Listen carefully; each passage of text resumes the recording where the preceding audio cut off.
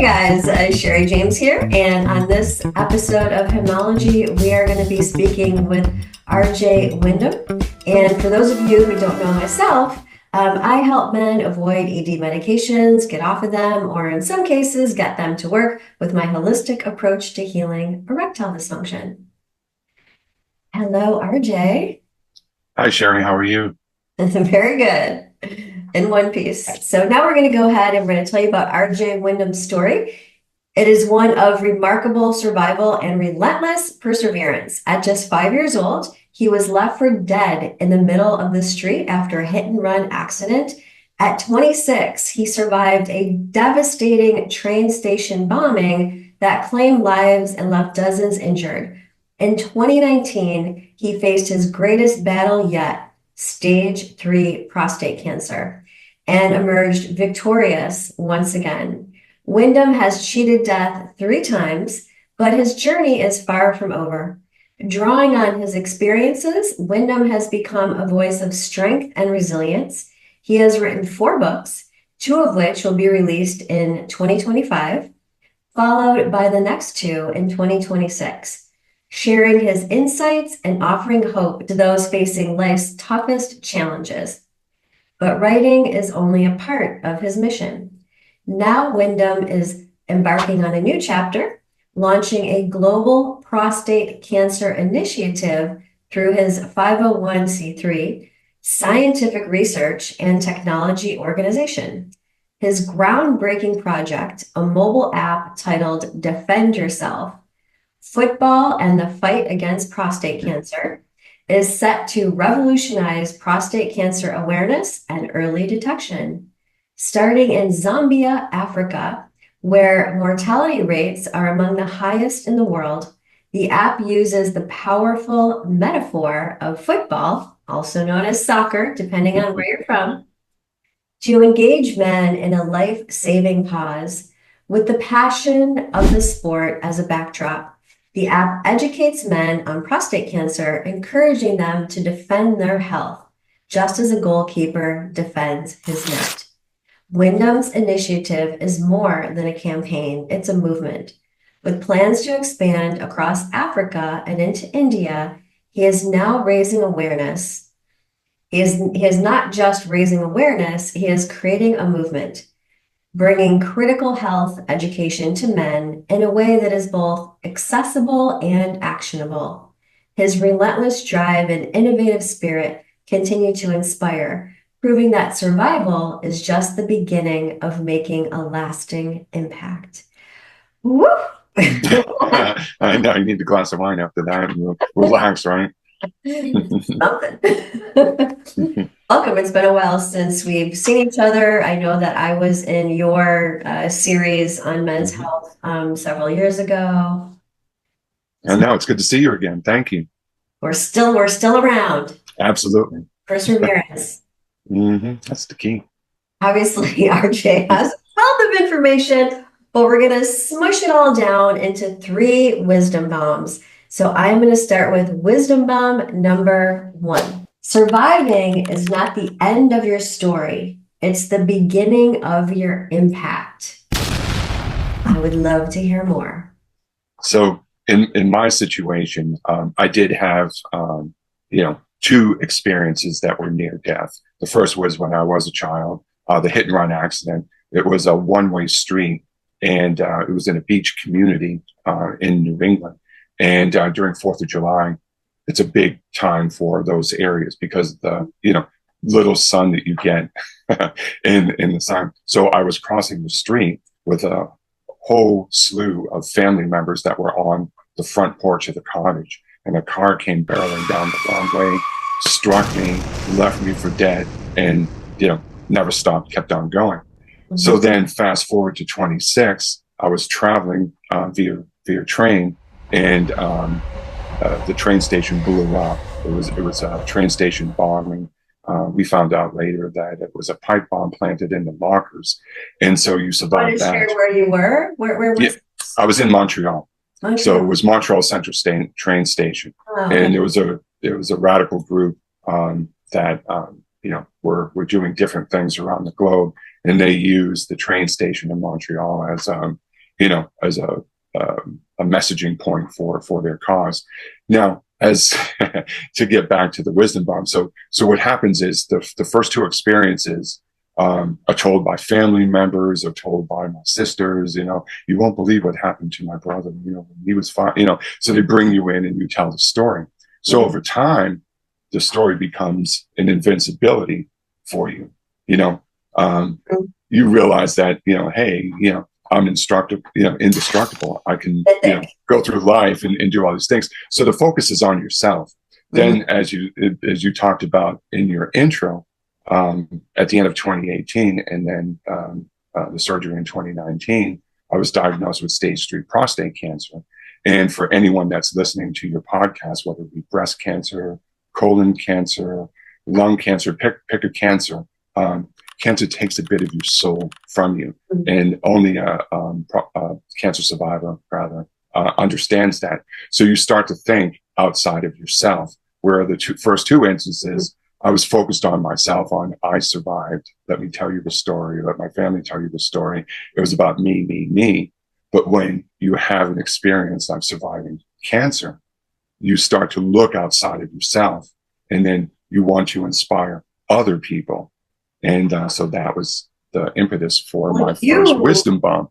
Yeah, well, it made you want to inspire people, right? Because there's a lot of people that get any type of cancer, and they're not thinking like, oh, I would love to inspire people. It's kind of that pain purpose. And, absolutely.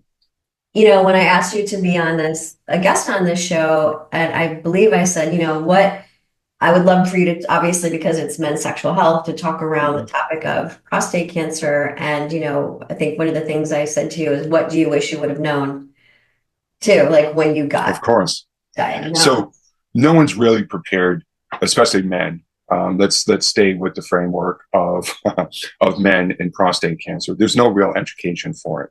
So you hear of it, of it, it's in the back of your mind, but it's someone else's disease. It's my grandfather's disease, or it's my father's disease, or it's an older uncle. Perhaps I've heard, someone, there was no history of it in my family, but, in the back of your mind that, oh yeah, I've heard of it, but don't really know what it is, don't really care because I'm healthy as a horse, So then you're not prepared for it. When you get a cancer diagnosis, there's no way to prepare someone for that. But then you look at it and you say, okay, once you have sort of hit emotional bottom, where you've now had to accept the fact that someone didn't make a mistake in the lab when testing for prostate cancer, that you actually do have it, you're not prepared for it. And as a society, we're not really preparing men for the after effects, whether it be chemotherapy or whether it's a prostatectomy. So I had dysfunction as well. Yeah, exactly. And so I had a robotic prostatectomy performed in Los Angeles, and they did what is called nerve sparing. So nerve sparing is when the surgeon goes in and he uses a laser, and they try to protect, if you will, the reproductive organs. And so you will have a faster recovery, whether it be for physical or in a sexual way, and so it adds significant time onto your surgery. So there was no brochure, there's no pamphlet, there's no person in the corner waiting for you to say, "Aha, this is what happens next." Yeah, there's no emotional aftercare support typically, because I've helped a lot of men through this myself, and correct, it's needing that emotional support is also absolutely. And then see, there's certain things that you're not prepared for. So you have the surgery and you're in the kitchen, once you're going through your recovery, and you drop a spoon in the kitchen and you bend down, and what happens is you leak urine, to be candid with you. So you have all of these different side effects of things that aren't sexually related, that are everyday life related, that take a toll on you mentally. So you have to stay, focused on, my life is never going to be the same going forward, and how you adjust to that. Okay. And then this ties into your mission and your Mhm. education movement. Okay. Correct. Correct. Are we ready for wisdom bomb number 2? We are. All right. Okay. True strength lies in the ability to turn personal battles into victories for others. So, building off of the first point, as you progress into accepting where you are after something like a prostatectomy, with prostate cancer recovery, there isn't really in how to do, prostate cancer recovery for dummies, for instance. So, as a Yeah. matter of fact, I'm looking at doing that next year, if you will, but have a different title. But the thing is that you don't know how to do step B, C, D once you advance, in your recovery. So then it brings you to the proverbial fork in the road. If you stay left, you can wallow in self pity. You can say, woe is me, and why did this happen to me? And I'm going to, shut everyone out, and I'm just going to focus on myself and focus on my own recovery. Or you can take the road that's to the right. You can still work on yourself, but you have to have a higher purpose. So if you're centered on yourself, that's where you're going to stay. You're going to stay. I'll give you an East Coast analogy. You're going to stay in the basement. You know what I mean? And you're not going to progress. Okay. But if you do take that road to the right, you're going to look at what am I going to do to help other people? There's more people out there like me that are thinking like me that are having the same sort of recovery issues.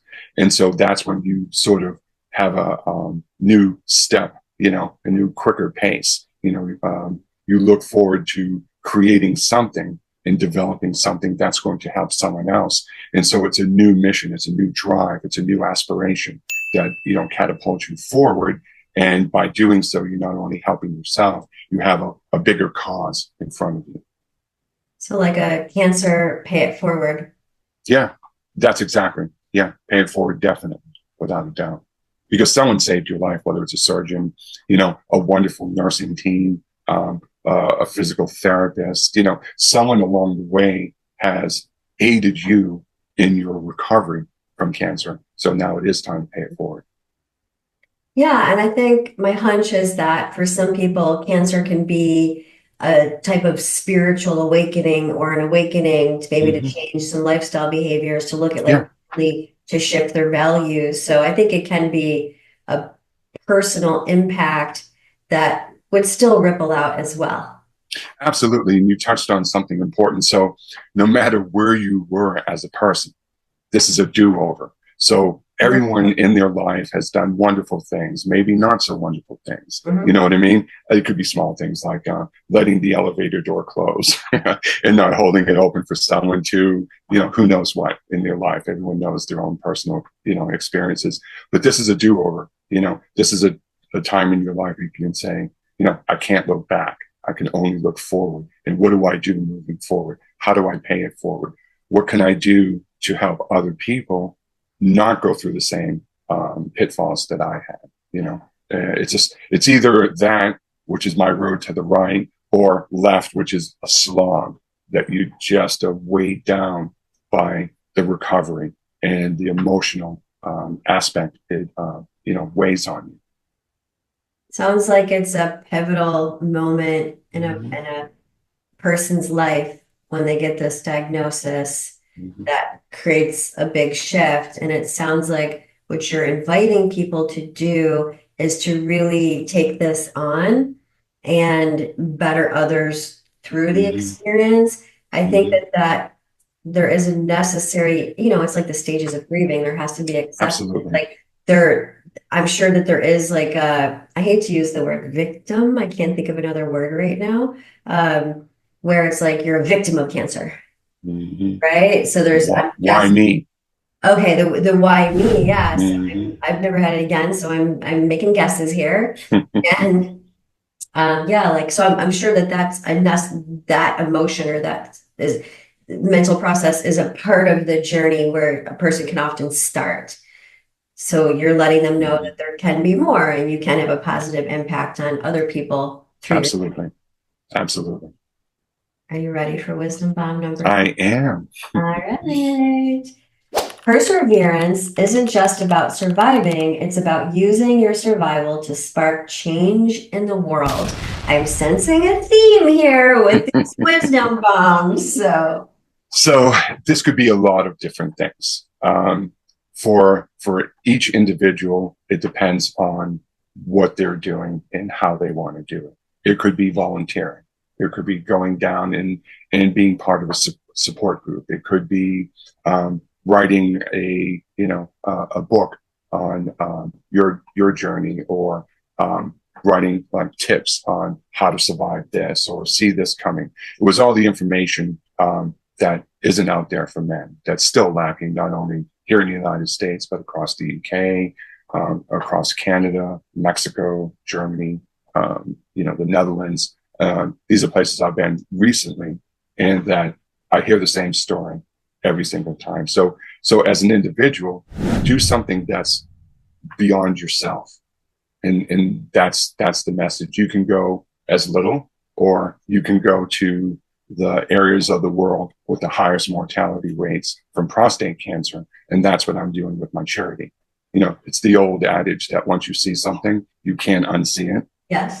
So this part of the world has the highest mortality rates, and from this form of cancer, starting as young as 38, 39 years old. So by the time the doctors diagnose a man for prostate cancer, it's already stage 4, which is basically, in essence, a death sentence.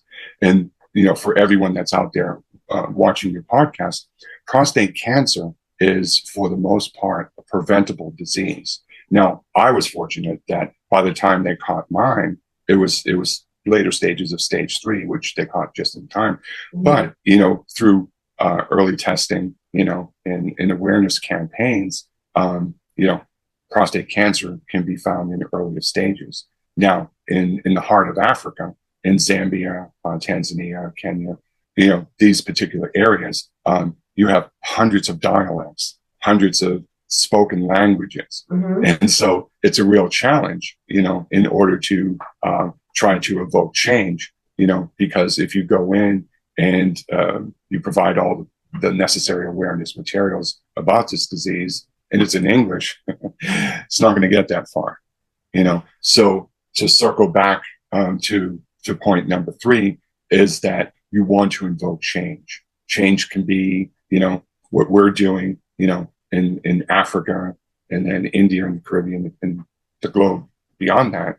Or, like I said, you can volunteer, you can make a difference, you can help other people that are feeling scared and alone. It's up to you, no matter what you want to do. But you have the chance. You have the chance to donate, pay it forward, whether it's supporting some of the wonderful groups that are here in the United States, groups that are, across different continents. You can make a change, even if it's a $10 donation to one of these other groups. Now, my organization, our hard and fast goal is that we are a research and scientific technology. It's a mouthful, nonprofit organization, which means we do not accept donations. We don't use partnerships with like pharmaceutical companies or things of that nature. How we look to finance, I call it an expedition, is through research grants. So we'll be doing research papers, findings, while also developing a mobile phone app using soccer or football to get men engaged. And so that's kind of the big picture of what we're doing. But there's so many different avenues for men out there, to help other people, whether it's from a sexual or mental standpoint, in their recovery, to, as you said, Shari, simply making a donation that can make a difference. 2 questions have popped up for me. One is, what has the intention to help others, how has that impacted your own healing of this? It takes the focus off yourself and it puts it on someone else or another group or another continent or another country. So what happens is it lights a pilot light, to give you an analogy. So maybe your flame was little in your own recovery, but now you see something bigger than yourself, and it lights a pilot light, and it just, expands, and it gives you a driving force. So by kind of initiating that driving force within you, everyone has it. It sort of heals you along the way. Your problems seem less important as someone else's, and then you want to provide something for them that's beyond, what you are thinking about for yourself. You're no longer thinking yourself. You only think about, how do I help someone else, and how do I help them understand that they're not alone. So it sounds like it's amplified your own personal healing. Mm-hmm. Yeah, absolutely. And then my final question is, I know it's hard to boil this down. What is one tip? So let's say a man just got his test results back. What is one tip that you can offer? Because I'm imagining that's creating initial fear. There's that fear that's going to begin. What is one tip you can offer to a man who's just in that moment, in that day, getting that diagnosis? That you have to embrace it the way you're going to embrace it. And let me explain that. Some people will say, you need to do this, or try focusing on that, try doing this exercise, try, doing this meditation, try, X, Y, Z. And really, you can only deal with it the way that you can deal with it. I know that sounds, kind of simplistic, but see, only you can understand it, because it's an alone feeling. You could be surrounded by people. You could be at a party. You could be at Thanksgiving or Christmas or Hanukkah or whatever, gathering that you have, and you feel all alone, surrounded by people. So you have to stay in that emotion. Don't try to rush from that emotion. Understand that it's part of the healing process. So that would be the suggestion I had. I had people and that actually said to me, what type of cancer do you have? Using their unofficial, degree in medicine. And so you feel trapped or whatever, you got prostate cancer. And they go, oh, you have the good cancer, as if there's such a thing. So you have to understand that not only do you have to sit in that emotion yourself, by yourself, and deal with that, you're going to have external, pressures, if you will, on the outside that you didn't see coming. So you just have to stay centered, and you have to say, I am going to accept this, and I'm going to move at my own pace. It sounds like to be your own guiding light. Captain of your own ship. Captain of your own ship, better said in a masculine way. And yeah, I love that. That statement alone is very empowering. Right? Yeah. Oh my gosh. Okay. That was a lot. And how can men, is there, I know you're working on or authoring some books. It's 2024 still. So I know I'll have a link, to your website down below. And what can men find on your website at this time? Well, at the time of this recording, we're actually rebooting the whole site, which should be up again, depending when this is out. Should be before December 1st of 2024. Okay. So not too long. And so we'll have resources for that. There's a ton of resource links. So they're global links. So it doesn't matter if you're here in the United States or the UK. There'll be free resource links and connections to different groups, offering free information, support groups. I actually have a physical therapist that did a full-on treatment. It's a 3-part video on YouTube. And it's for someone that could be in an area, maybe they don't have health insurance, and maybe they had the surgery and are sort of stuck at home, by themselves or whatever, and don't know how to make a change, how to start my rehabilitation process. It's a bit of kind of insider thinking, but it's a woman that's part of our advisory board team that I know personally. That's 30-year physical therapist that works with men after they've had prostate cancer surgery. Pelvic. So yeah, exactly. Yeah. Specifically pelvic floor exercises, but specifically for this type of rehabilitation. Oh, good. That's important. Excellent. Okay, well, thank you so much. And we'll probably circle back around sometime in the future. When your books are out, we can go over some more of that. And Absolutely. I appreciate you creating this movement and taking that little spark and igniting it all over the world. Well, thank you, Sherry, for having me.